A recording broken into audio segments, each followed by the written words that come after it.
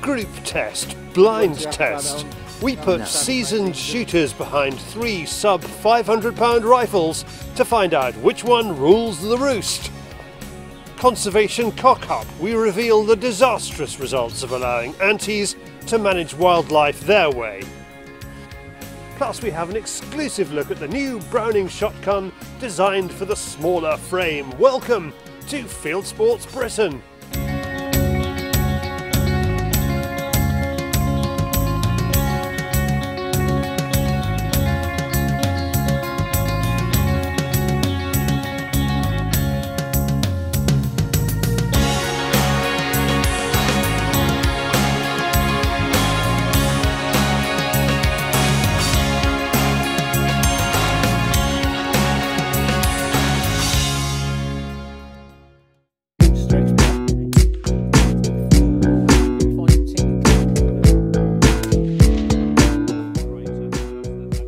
Three rifles, 2 highly experienced shooters and £500 to spend. What we got here is probably the most competitive rifles on the UK market. They're under 500 quid, they're under a monkey. The challenge is that if you had 500 quid, which rifle would you buy? In this group test, we ask gamekeeper Roy Foster and long-range specialist Mark 260 Rips Ripley to blind test 3 of the best value rifles available in the UK. There's the Remington Model 783 in 243, the Savage Axis XP also in 243, and the Winchester XPR in 270. First, it's the touchy-feely tyre kicking test, which is pretty much what everyone ever has before making that purchase. What I'm trying to work out here is what makes that person in the gun shop really say, yeah, that feels good. What is that? To my mind, it's pointability. Pointability? Yeah, it's pointability, yeah, it's probably the first thing. I've got to be able to pick that rifle. And it comes up. And it comes up? Yeah. Right. Okay. Yeah. It comes right. Yeah. You know, and it feels right. Okay. You know, this one doesn't actually feel right. To my personal No, same. way it is. You know, it comes up okay. Why doesn't it feel right? Come on, tell me. It's that grip. It just feels, you know, yeah. It doesn't feel like you're getting anything. Yeah. You know, I like something to get hold of. Yeah. Don't we all? A bit like whereas this one, it seems to go, and this one mounts, you know, and comes straight into my shoulder, and I can move with that. You know, but this one feels, this one feels like a kid's toy to me, to be perfectly honest. It just, you know, it's just all rattly, and it certainly doesn't feel nice for me at all. Okay. How about you, Mark? I dislike that. Same, yeah. Yeah, definitely for me, the Remington being that little bit more compact and it just feels more solid. It's nicer feeling rifle, and ultimately, I think if the rifle feels nice and you kind of fall in love with how it feels and how it comes up and everything else, then you'll persevere with that, and you'll shoot it better as a result. So what's happened really is that technology over the years has improved, and now we have products here, £500, including the mounts and scope, 500 quid, and they are feeling good. Definitely, and we've got to prove that they can shoot straight as well. Yeah. So really, what's happened is made these a lot more accessible. You know, you're not having to spend £2,000 or £3,000 anymore. You can probably spend 500 quid on a rifle, your first rifle, to sort any fox and deer out. I mean, how cool is that? Well, that's the idea. If you're getting into fox shooting or as a sport or whatever, then something like that is... I mean, in theory, and we're in the shop at the moment, we're in a bar and talk, we haven't been outside and shot these yet, but in theory, that's what they're offering, isn't it? Yeah. Which is really exciting. With the stock stroking and fore-end fingering done, it's time to burn some ammo. Umpire Tim explains the lay of the land and the steel targets on offer. There's a Munty there, I don't know, it's 80 odd yards. Yeah, 84, yeah. Fallow over there, 160, 170, there's a little fox to the left of it, you can see it. It's now time for Roy and Mark to work their way through our 3 reasonably priced rifles. It's all about first impressions. See, 3 rounds, and that round sits flush. Oh yeah, okay. Okay, put a 4th one in, and what then tends to happen is they slope back.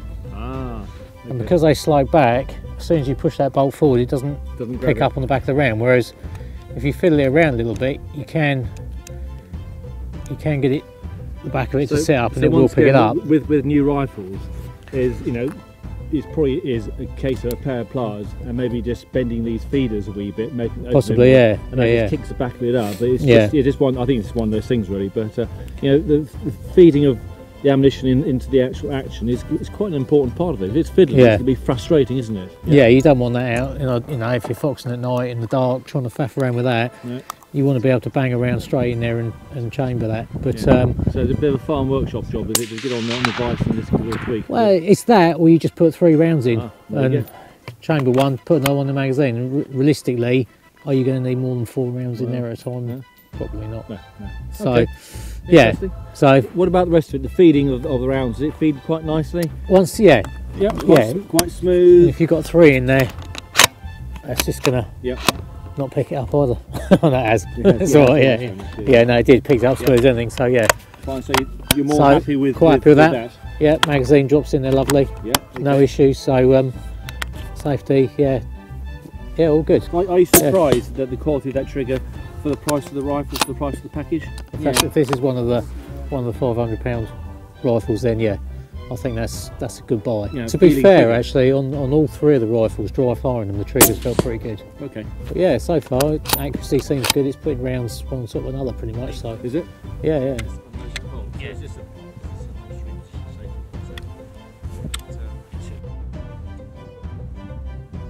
I found that stock starting to dig into.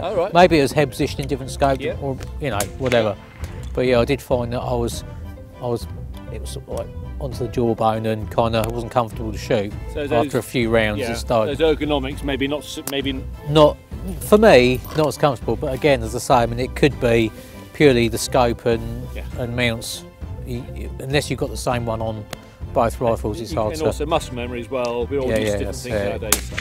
So it's a consideration anyway. And also found as well, bring the bolt back. If you keep your head in the firing position, that bolt's quite close. It's close to your face, But I mean, it did what it's meant to do. So in use, it does feel sort of a lot smoother to use than what it does when you just pick the thing up. But that's not bad little rifle. What about the scope?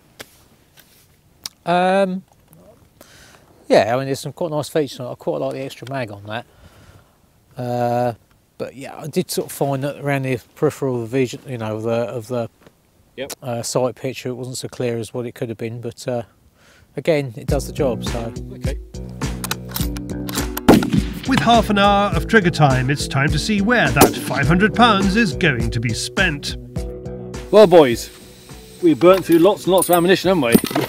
He's still smiling. Yeah. Let's talk about stocks. I think your first preference was the Remington stock. Are you sticking with that? Definitely, yeah. Well, you're not convinced, are you, Roy? No, you're not. I've got to say, out of all 3, I think that one suited me much better. So you like the old Winchester XPR? Yeah. Brilliant. Okay. Interesting. Any idea why? Is it because this way? It just felt more comfortable, and eye relief on the scope. Everything seemed right with it, shooting wise. Despite it being a lot more powerful rifle than is a 270 as opposed to the 223. And even though it wasn't moderated, it still didn't give me any trouble at all. Okay. It felt comfortable. What about magazines? I saw you scrubbing around the magazines. You weren't too happy about that one. That was a Savage magazine. Didn't like loading it. Wasn't overly keen on that. No. Yeah, okay. Not loading it, but it fed better. Okay, fine. Okay, so not so good loading, but fed no problem at all. That's the single stack magazine from the Winchester XPR. Yeah. The only problem is plastic. It's plastic. Plastic. But it still loaded better and it fed better. No problem at all. It's along the same lines as the Ticker T3 or something like that, isn't it? Exactly. It's quite yeah. And then we've got the Remington magazine. Bugger. Nah, didn't like it. Didn't like it? No, I had some struggles with that. Struggled to load it, and if you put 4 in it, it wouldn't feed. If you put 3 in, it would feed, but then the second one didn't. Okay. All right. So I think we would discuss. It needs a bit of adjustment. I think it needs a bit of work anyway. TLC on that, yeah. Okay. Right. If you had 500 quid, 500 readies, a monkey. Where'd you put your money? I've changed tack. I'd go for the 270. So that's the Winchester XPR. Yeah. First off. Okay, Mark.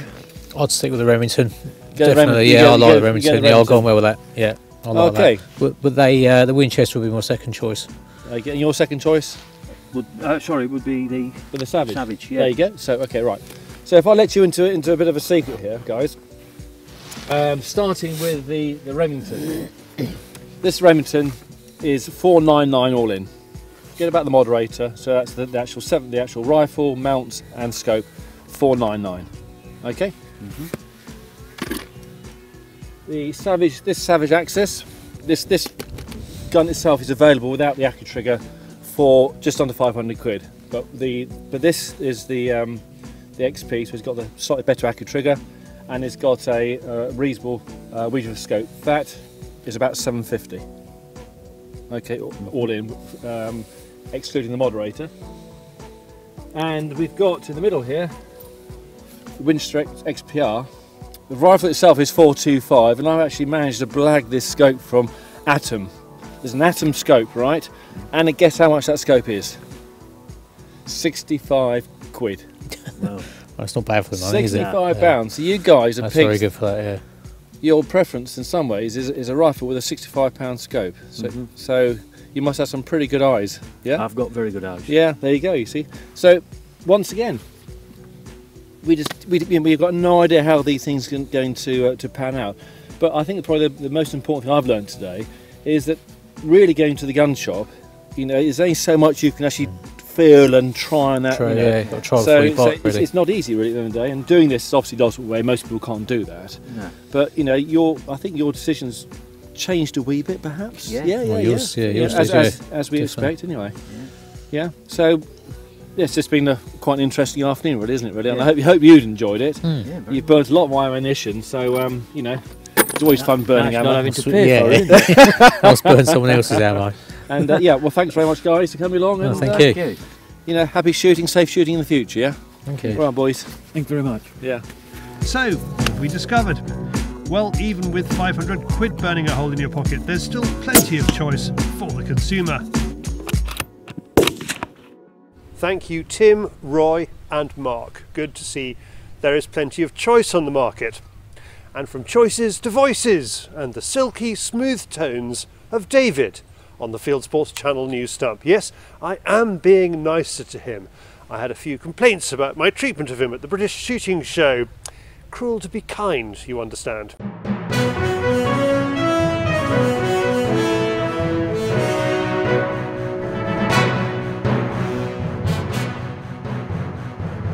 This is Fieldsports Channel News.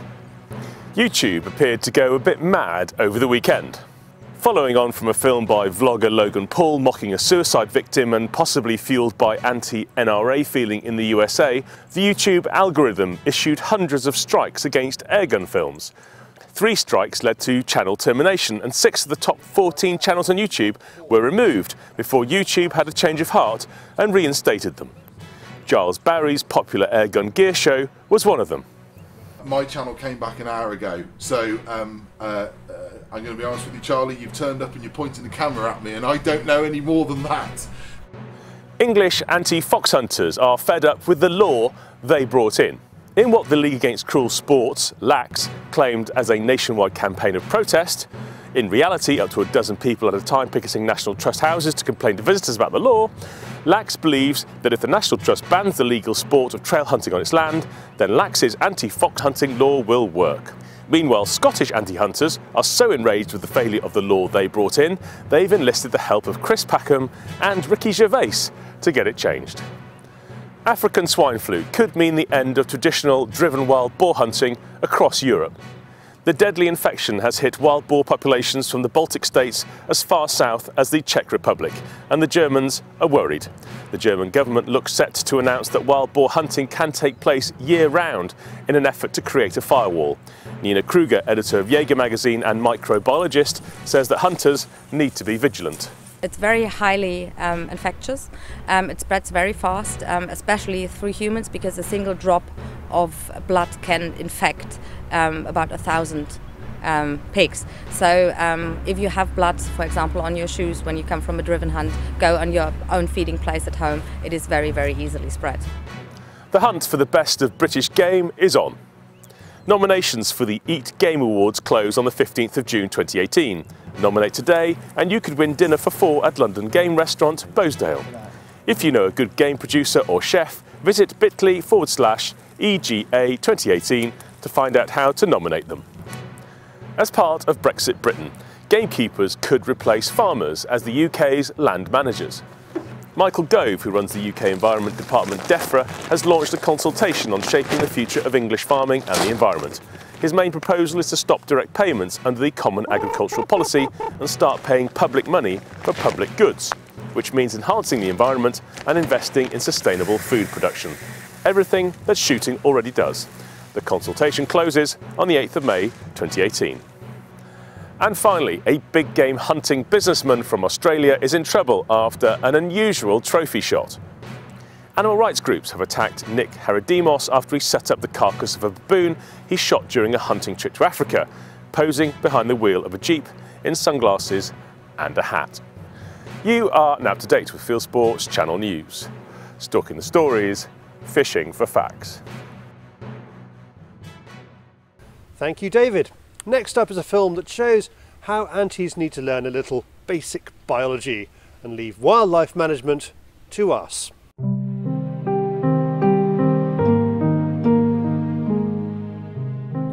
This is what happens when rewilding goes wrong.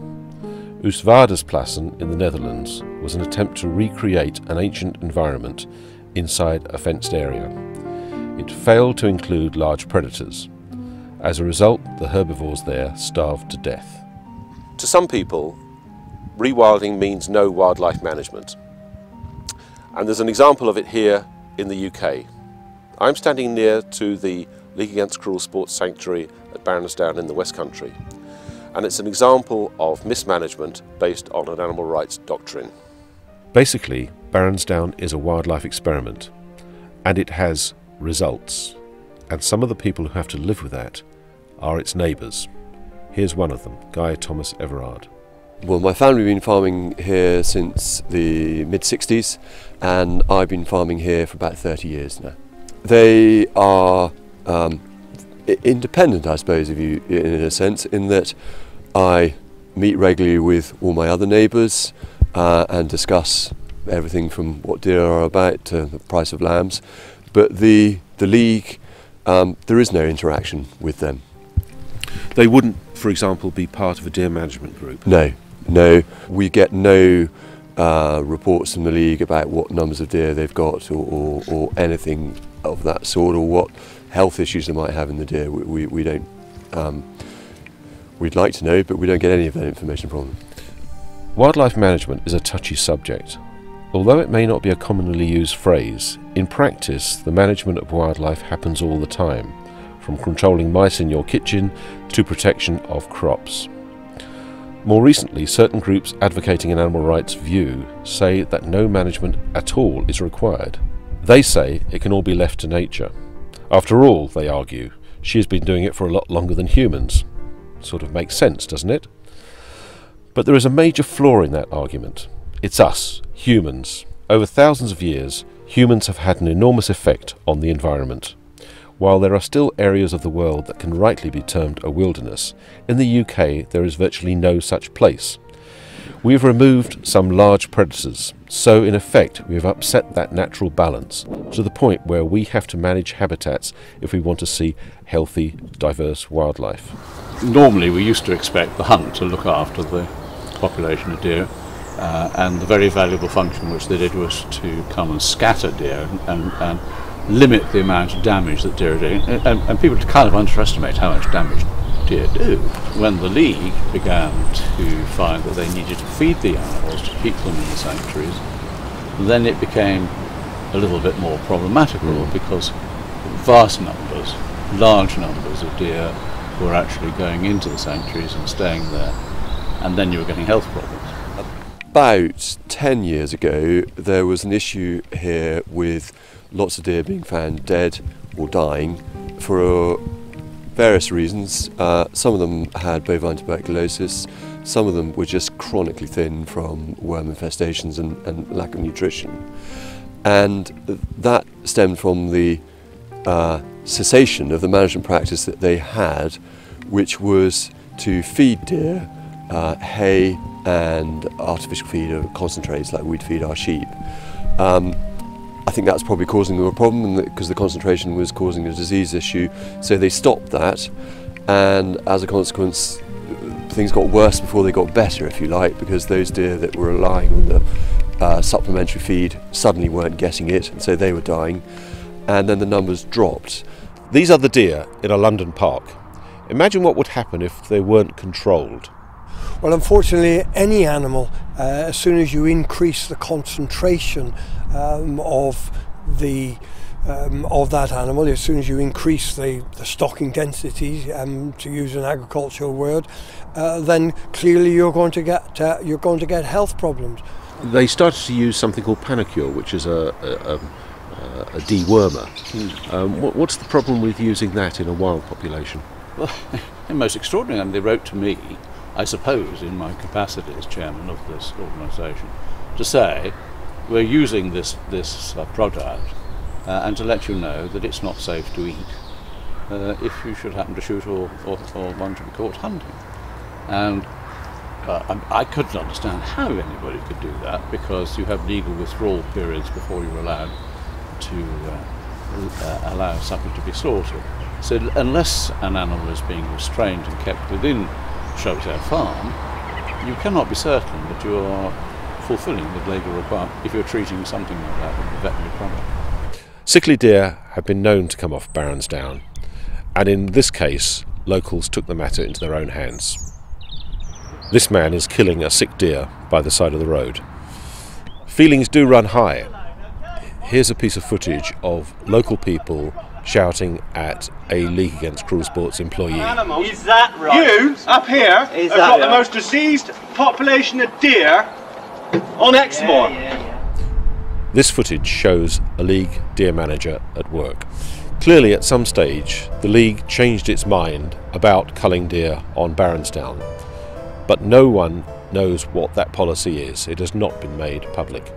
Today, 10 years later, the deer do not appear to be in such high concentrated numbers, but some animal rights groups are saying that wildlife management is not needed. If they were allowed to disperse over a wide area, then it's highly likely that what they call the reproductive rate, the R0, of the disease would fall below before 1, and then the disease would naturally die out. The National Trust culls deer on its land. The RSPB culls foxes, deer and other animals too. And the Wildlife Trusts advocate culling grey squirrels in order to protect its cousin, the red squirrel. When animal rights groups such as PETA and Animal Aid say wildlife does not need to be managed, what they are really saying is that there is no need to protect farmers' crops or livestock, that disease should be allowed to spread, and that vulnerable species should be allowed to become extinct. When certain forms of management that lean towards an animal rights philosophy are proposed, there is very little evidence to show how these views can be tested, apart from Baronsdown. There are no natural predators for deer, so if deer numbers weren't controlled, the numbers are going up and up until the only limiting factor is food, which is pretty much what happened at Baronsdown. And that means that things will die from starvation and from general weakness, and numbers will drop through rather cruel circumstances, I suppose, really. So for that reason, numbers have got to be maintained. And the other aspect is everything is in a bit of a balance, that deer range freely across Exmoor, which is mainly farmland. If you let the numbers escalate too much, then the goodwill and the tolerance that farmers have for those deer is going to diminish, because the numbers are so great that they're having an effect on their crops and their grass, which they're trying to keep for their livestock to make a living. Wildlife management is the key to many controversial wildlife issues. The Countryside Alliance is taking the lead here by producing this document, which contains so much good sense. It outlines the need for wildlife management, it outlines the problems that the lack of wildlife management causes, and importantly, it points the way forward. They really don't have a clue, do they? Thank you, Jim, for putting all of that together for us. All I had to do was film it. Next up, Browning has released a new shotgun, the Liberty Light. We take it to a clay ground.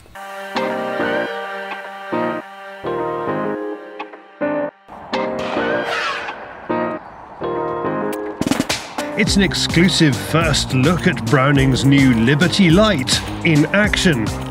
The gun is at top British playground E.J. Churchill's to allow the top lady and other lighter framed shots from the varsity clay shooting teams of Oxford and Cambridge to put it to the test. We're very privileged to be working with the varsity competition between Oxford and Cambridge University's ladies teams, and we thought it would be an excellent opportunity to bring out the new Liberty and let the ladies, the two captains of the two teams, to trial the new gun at E.J. Churchill's and see how it performs. I'm really amazed at how light it is. It's a really lovely feel, and yeah, it seems really comfortable in the shoulder, and a nice sort of high comb as well, which really suits me. And yeah, it seems to be really balanced. There's a really nice balance on it. It's designed to be a lightweight gun, but also designed not necessarily for ladies, for smaller gentlemen as well as colts and juniors. Anyone that doesn't fit the traditional Browning stock dimensions. So it's higher in the comb, as you can see with the Monte Carlo stock. The grip radius has been reduced as well, so there's less gap between the grip and the trigger, for smaller hands obviously, no palm swear. Lighter weight barrels, light action, so it's an alloy action, but with a steel reinforced breech face, so it's strong where it needs to be strong, but very lightweight, so very good handling. You can change the length of pull with the two different pads that you get in the box as standard, and comes with this lovely deep scroll engraving as well, so it's a very attractive finish. But does lightweight mean more recoil? I'm normally a bit nervous of lightweight guns, and this is like 6.5 pounds, so it's quite a lightweight 12. And but there was no recoil on it particularly. It was really comfortable, and that was a really pleasant surprise. Actually, I wasn't expecting it to have such a comfortable shot. There's always a balance. If you've got a really light gun, then you'll have a lot of recoil. But the Browning really doesn't seem to have that problem. With modern cartridge technology, 21 gram, 24 gram, you're not really going to feel the full recoil of this product. It's also backboard, so it reduces the recoil anyway, and also this pad system is a directional recoil pad, so it takes the recoil down and away from the face when you shoot, so it's a very comfortable gun to shoot.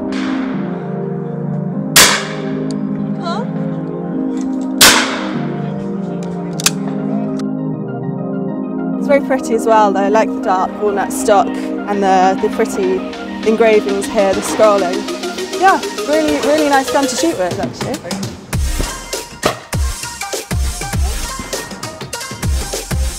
Perfect, and with that lovely like neutral engraving, it's got lots of lovely interest to it. And it's a really pretty gun, but without being unnecessarily sort of frilly or like feminine, I guess. Yeah, it's really nice.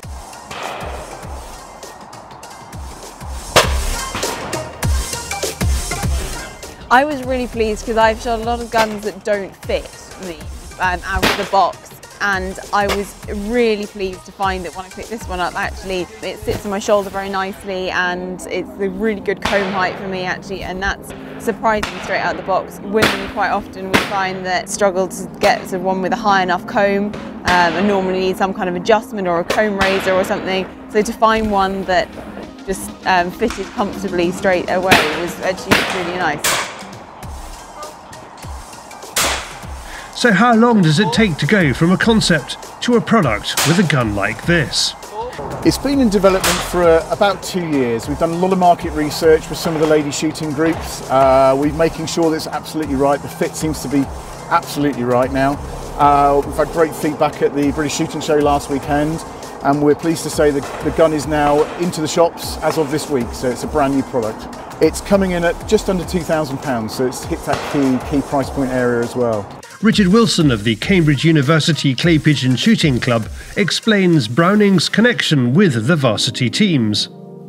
So the varsity competition was set up early 80s competition, similar to the rowing, in that it's a sort of a duel between Cambridge and Oxford, more a sense of pride than competition.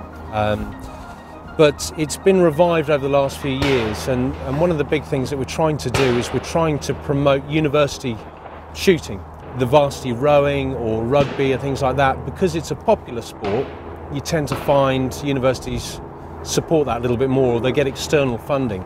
So, and one of the things I wanted to do was publicly thank David and say if it wasn't for Browning's support, we would be struggling, because, you know, the cost of entry to this as a sport is expensive, and I'd just like to say thank you, because it's been wonderful. When it comes to lightweight guns, it seems Liberty is now, well, lightweight. But will it be replacing any guns in the shoot captain's cabinet?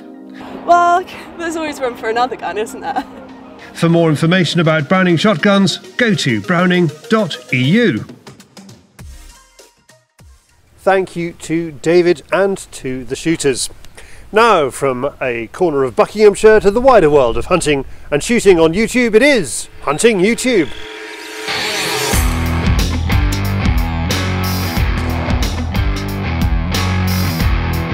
This is Hunting YouTube, which aims to show the best hunting and shooting videos that YouTube has to offer. After 3 years off YouTube, NZ Doc Hunts is back with a 40-minute film called Hunting Red Stags on a Budget in New Zealand, and he gets in touch to tell us about it. It is the Red Rut or Raw, and he shoots an old one with a 303 Lee Enfield. Mojo Outdoors makes good quality films. Buffaloes Down Under sees Terry fulfil a lifelong dream to go after buffalo in Australia, plus Bill Bassam of Trophy Expeditions and Skip Knowles of Predator Nation for the dingoes. Best film to come out of the UK in the last week, IMHO, is Hirsch auf Muntjax by the German Hunter brothers. Paul and Gerald Reilman get to grips with Britain's busiest deer. Off to the USA next for even smaller animal sport. In and out of the storm drains, Joseph Carter is chasing down muskrats with a trained mink and a little help from a lurcher. Also on American Pest Control, Kentucky Afield TV's Chad Miles joins Mark Brockman Jr. to tree raccoons. It's the snow goose season in the USA. Epic Illinois Snow Goose Hunt 2018 by Team Radical sees nearly 200 snow geese shot in a few days. Some expert calling from Primos hunting brings in a coyote from literally miles. Ryan Routier from Buffalo, South Dakota sorts it out with his 220 Swift.